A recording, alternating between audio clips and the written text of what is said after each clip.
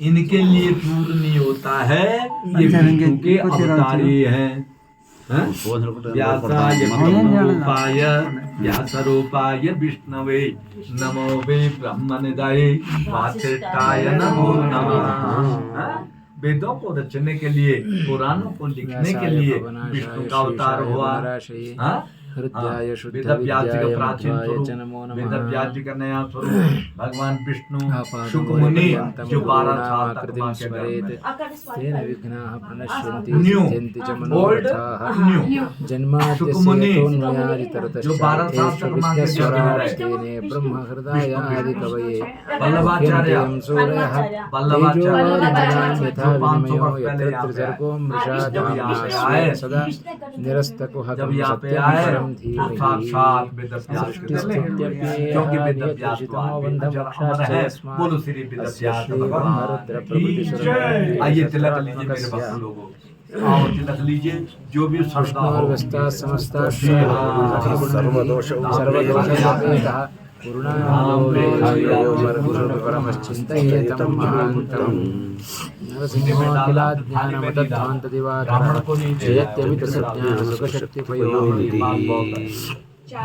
ಇವತ್ತಿನ ದಿವಸ ನರಸಿಂಹ ಜಯಂತಿ. ವೇದವ್ಯಾಸ ಗುಹೆಯಲ್ಲಿ ನಾವೆಲ್ಲ ಸೇರಿದ್ದೇವೆ. ಇಂತಹ ಒಂದು ಶ್ರೇಷ್ಠವಾದ ನರಸಿಂಹ ಜಯಂತಿ ವೇದವ್ಯಾಸರ ಅವತಾರ. ಭಗವಂತ ಅನೇಕ ರೀತಿಯಲ್ಲಿ ಅವತಾರವನ್ನು ಮಾಡುತ್ತಾನೆ. ಅದರಲ್ಲಿ ಕೆಲವೊಂದು ಜ್ಞಾನಕ್ಕೋಸ್ಕರ ಆದ ಅವತಾರಗಳು, ಕೆಲವೊಂದು ಭಕ್ತರ ಅನುಗ್ರಹಕ್ಕೋಸ್ಕರ ಆದ ಅವತಾರಗಳು, ಕೆಲವೊಂದು ದುಷ್ಟರ ಸಂಹಾರಕ್ಕೋಸ್ಕರ ಆದ ಕೆಲವೊಂದು ಅವತಾರಗಳು. ಹೀಗೆ ಭಗವಂತ ರಾಮನಾಗಿ ಕೃಷ್ಣನಾಗಿ ಅವತಾರಗಳನ್ನು ಮಾಡಿ ಅನೇಕ ಮಾರ್ಗದರ್ಶನಗಳನ್ನೆಲ್ಲ ಭಗವಂತ ಜಗತ್ತಿಗೆ ಕೊಟ್ಟಿದ್ದಾನೆ.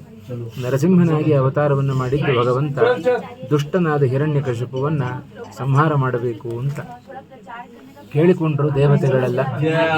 ನಮಗೆ ಹೆಚ್ಚು ಹಿರಣ್ಯಕಶಿಪುವಿನ ಉಪಟಳ ತಡ್ಕೊಳ್ಳಿಕ್ಕೆ ಆಗ್ತಾ ಇಲ್ಲ, ಏನು ಮಾಡಬೇಕು ಅಂತ ಕೇಳಿದಾಗ ಏನು ಯೋಚನೆ ಮಾಡಬೇಡ್ರಿ, ಒಬ್ಬ ವ್ಯಕ್ತಿ ತಾನು ಗೋವುಗಳಿಗೆ, ವಿಪ್ರರಿಗೆ, ಬ್ರಾಹ್ಮಣರಿಗೆ ಇವರಿಗೆಲ್ಲ ಅನ್ಯಾಯ ಮಾಡಿದರೆ ಕೂಡಲೇ ಸವಾ ಆಶುವಿನಶ್ಯತಿ ಅಂತ ವ್ಯಾಸರು ಹೇಳಿದಂತೆ ಹಿರಣ್ಯಕಶಿಪು ಎಲ್ಲ ರೀತಿಯಲ್ಲೂ ಅನ್ಯಾಯವನ್ನು ಮಾಡುತ್ತಾ ಇದ್ದ. ಧರ್ಮವನ್ನು ಹಾಳು ಮಾಡಿದ, ಗೋವುಗಳಿಗೆ ಹಿಂಸೆಯನ್ನು ಕೊಟ್ಟ, ಬ್ರಾಹ್ಮಣರಿಗೆ ಹಿಂಸೆಯನ್ನು ಕೊಟ್ಟ, ಎಲ್ಲ ರೀತಿಯಲ್ಲಿಯೂ ಅನ್ಯಾಯವನ್ನು ಮಾಡಿದ್ದಾನೆ. ಅದರಿಂದ ಇಷ್ಟರಲ್ಲಿ ಒಂದನ್ನು ಮಾಡಿದರೂ ಸಾಕು, ಅವ ಕೂಡಲೇ ನಾಶ ಆಗ್ತಾನೆ. ಅಂಥದ್ರಲ್ಲಿ ಹಿರಣ್ಯಕಶಿಪು ಅತ್ಯಂತ ಭಕ್ತ ಮಗ ಹುಟ್ಟುತ್ತಾನೊಬ್ಬ, ಅವನಿಗೆ ಅನ್ಯಾಯವನ್ನು ಮಾಡಿದಾಗ ಅವನು ಕೂಡಲೇ ನಾಶವಾಗುತ್ತಾನೆ. ಅಲ್ಲಿವರೆಗೆ ಸ್ವಲ್ಪ ತಾಳಬೇಕು ಅಂತ ಭಗವಂತ ಆದೇಶವನ್ನು ಕೊಟ್ಟಿದ್ದಾನೆ.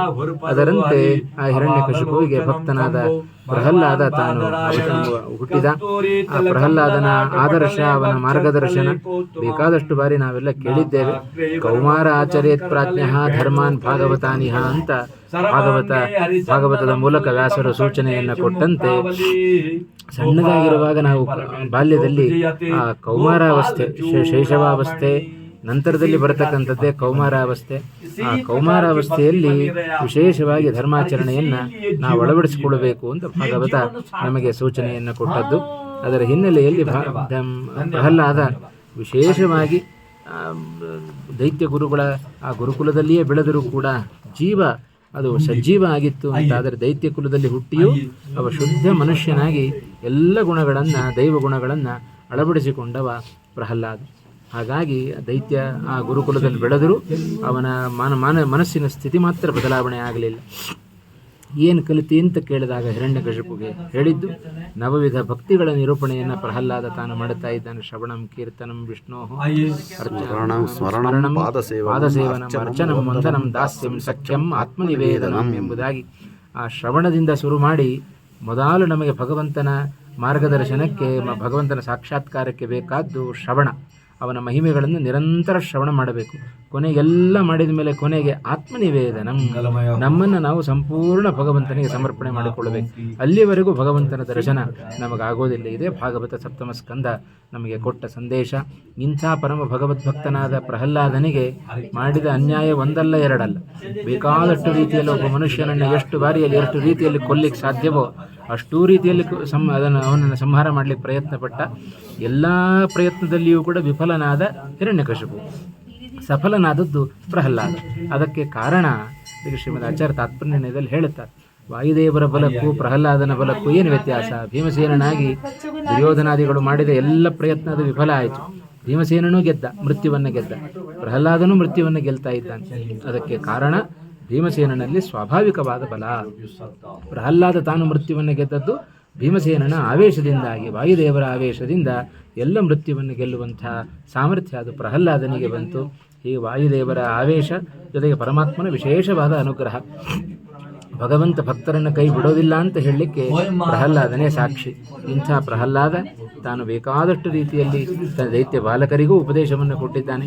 ಹಿರಣ್ಯಕಶಿಪುವಿಗೆ ಅನ್ನಿಸ್ತು, ನಾನೇನೋ ನನ್ನ ವೈರಿ ಭಗವಂತ ಅಂತ ನಾನು ಅಂದ್ಕೊಂಡಿದ್ದೆ, ನಿನ್ನ ರೂಪದಲ್ಲಿಯೇ ಹರಿ ನನ್ನ ಶತ್ರುವಾಗಿ ಬಂದ್ಬಿಟ್ಟಿದ್ದಾನೆ ಅಂತ ತಿಳಿದುಕೊಂಡು ಅವನನ್ನೇ ಕೊಲ್ಲಿಕ್ಕೆ ಅಂತ ಪ್ರಯತ್ನ ಪಟ್ಟಿದ್ದಾನೆ.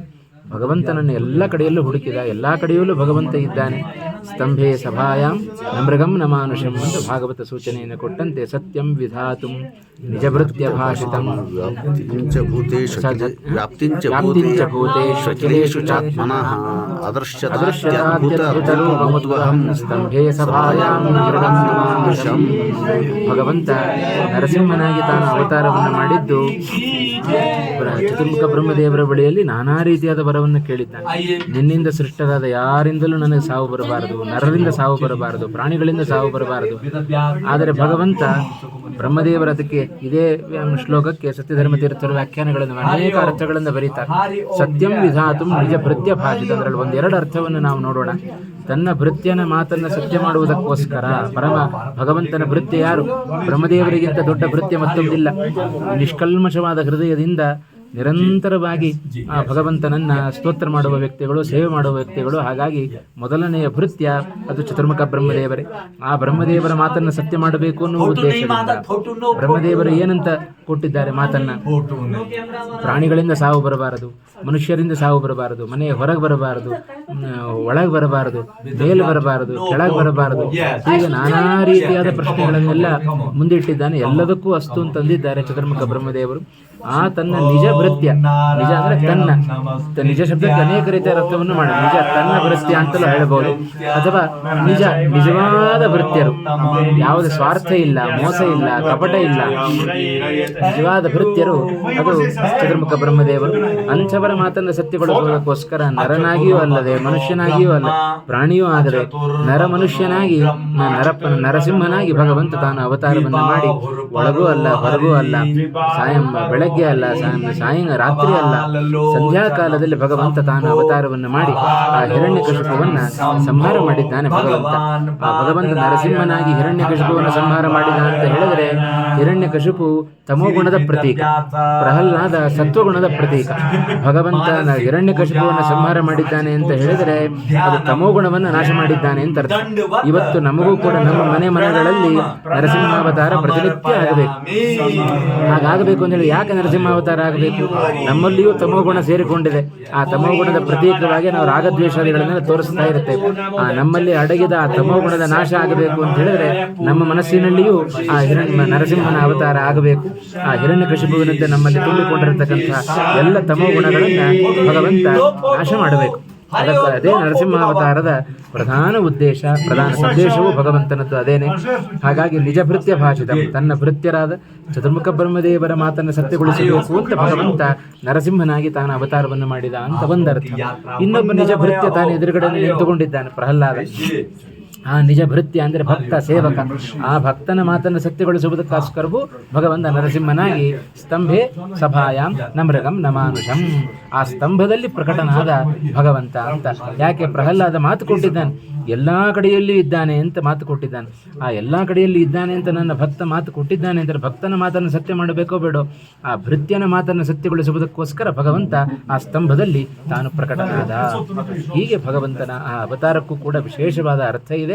ಭಗವಂತನ ಯಾವುದೇ ಒಂದು ಕಾರ್ಯದ ಹಿನ್ನೆಲೆಯಲ್ಲಿಯೂ ಕೂಡ ತನ್ನ ಭಕ್ತರ ಉದ್ಧಾರ, ಶತ್ರುಗಳ ಸಂಹಾರ, ಈ ಎರಡು ಪ್ರಮುಖವಾದ ಉದ್ದೇಶವನ್ನು ಇಟ್ಟುಕೊಂಡು ಭಗವಂತ ತಾನು ಅವತಾರವನ್ನು ಮಾಡುತ್ತಾನೆ. ಆದ್ದರಿಂದ ನರಸಿಂಹ ಅಂತ ಹೇಳಿದ್ರೆ ಭಾರಿ ಘೋರವಾದ ಅವತಾರ ಅಂತ ಇಷ್ಟೇ ಚಿಂತನೆ ಮಾಡೋದು ಬೇಡ. ಭಗವಂತ ಶತ್ರುಗಳಿಗೆ, ಭಗವದ್ವೇಷಿಗಳಿಗೆ, ಭಗವದ್ಭಕ್ತರ ದ್ವೇಷಿಗಳಿಗೆ ಶತ್ರುವಿನಂತೆ ವರ್ತನೆ ಮಾಡುತ್ತಾನೆ. ಯಾರು ಭಗವದ್ಭಕ್ತರೋ, ಯಾರು ತನ್ನ ಭಕ್ತರೋ ಅವರಿಗೆಂದೂ ಭಗವಂತ ತಾನು ಮೋಸ ಮಾಡುವುದಿಲ್ಲ. ಅವರ ಕೈಯನ್ನು ಹಿಡಿಯುವುದೇ ಭಗವಂತನ ಕೆಲಸ. ಹಾಗಾಗಿ ಶತ್ರುವಾದ ಹಿರಣ್ಯಕಶಿಪುವನ್ನು ಸಂಹಾರ ಮಾಡಿ ಭಕ್ತನಾದ ಪ್ರಹ್ಲಾದನಿಗೆ ಎಂಥ ಅನುಗ್ರಹವನ್ನು ಮಾಡಿದ. ದೊಡ್ಡ ಸ್ಥಾನವನ್ನೇ ಭಗವಂತ ಆ ಪ್ರಹ್ಲಾದನಿಗೆ ಕೊಟ್ಟಿದ್ದಾನೆ.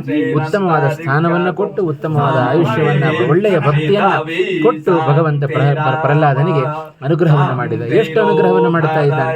ಕೇವಲ ನಿನ್ನ ಮಾತ್ರ ಅಲ್ಲಪ್ಪ, ನಿನ್ನ ತಂದೆಯಾದ ಹಿರಣ್ಯಕಶಿಪುವನ್ನು ಉದ್ಧಾರ ಮಾಡುತ್ತಾನೆ, ನಿನ್ನನ್ನು ಉದ್ಧಾರ ಮಾಡುತ್ತಾನೆ.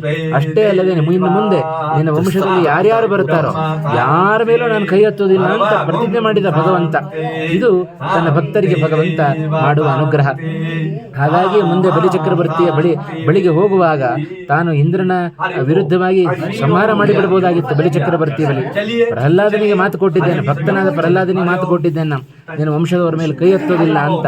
ಅದಕ್ಕೋಸ್ಕರ ಭಗವಂತ ಕೈ ಎತ್ತಿ ನಿಗ್ರಹ ಮಾಡೋದಿಲ್ಲ, ಕೈ ಚಾಚಿ ನಿಗ್ರಹ ಮಾಡುತ್ತೇನೆ ಅಂತ ಹೇಳಿ ಭಗವಂತ ಆ ಬಲಿಯನ್ನು ಹೀಗೆ ನಿಗ್ರಹ ಮಾಡಿದ ಪ್ರಸಂಗವನ್ನು ಕೂಡ ನಾವು ಕಾಣುತ್ತೇವೆ. ಹೀಗೆ ಭಗವಂತ ನರಸಿಂಹನಾಗಿ ತಾನು ಅವತಾರವನ್ನು ಮಾಡಿ ವಿಶೇಷವಾಗಿ ಅಲ್ಲಿ ಹೇಳಿದ ಮತ್ತೊಂದು ಮಾತು, ನವೈಬಲಂ ಬಲಿನಾಂ ಚಾಪರೇಶಾಂ. ಹಿರಣ್ಯಕಶಿಪು ಕೇಳ್ತಾನೆ ಸಪ್ತಮ ಸ್ಕಂದದಲ್ಲಿ ಹೇಳಿದ ಒಂದು ಮಾತು,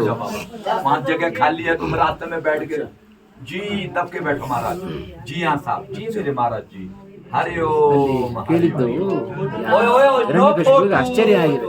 ಇಷ್ಟೆಲ್ಲ ಪ್ರಯತ್ನ ಪಟ್ಟರೂ ಕೂಡ ಇವ ಹೇಗೆ ಬದುಕ್ತಾ ಇದ್ದಾನೆ ಅಂತ ಕೇಳಿದಾಗ, ಯಾರು ನಿನಗೆ ಬಲ?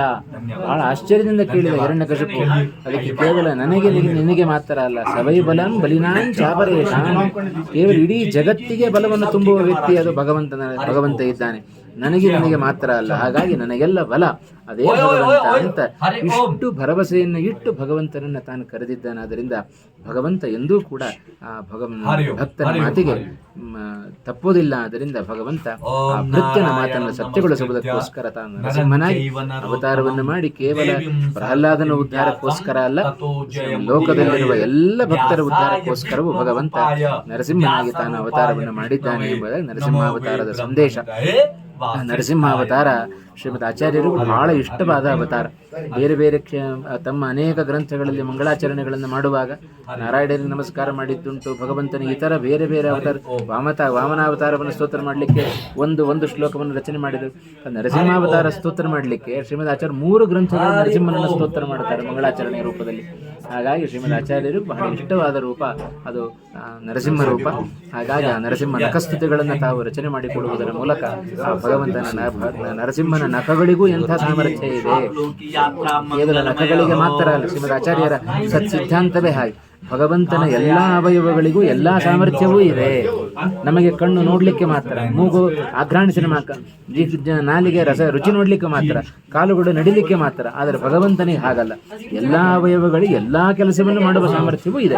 ಅದನ್ನ ನರಸಿಂಹಾವತಾರದಲ್ಲಿ ಭಗವಂತ ತಾನು ತೋರಿಸಿಕೊಟ್ಟು ವಿಶೇಷವಾಗಿ ಲೋಕಕ್ಕೆ ಅನುಗ್ರಹ ಮಾಡಿದ ರೂಪ ಅದು ನರಸಿಂಹ ರೂಪ. ಆ ನರಸಿಂಹ ರೂಪದ ಚಿಂತನೆಯ ಜೊತೆಗೆ ನರಸಿಂಹ ಜಯಂತಿಯ ಆಚರಣೆಯಲ್ಲಿ ವ್ಯಾಸ ಗುಹೆಯಲ್ಲಿ ನಾವು ಕೂದಿದ್ದೇವೆ.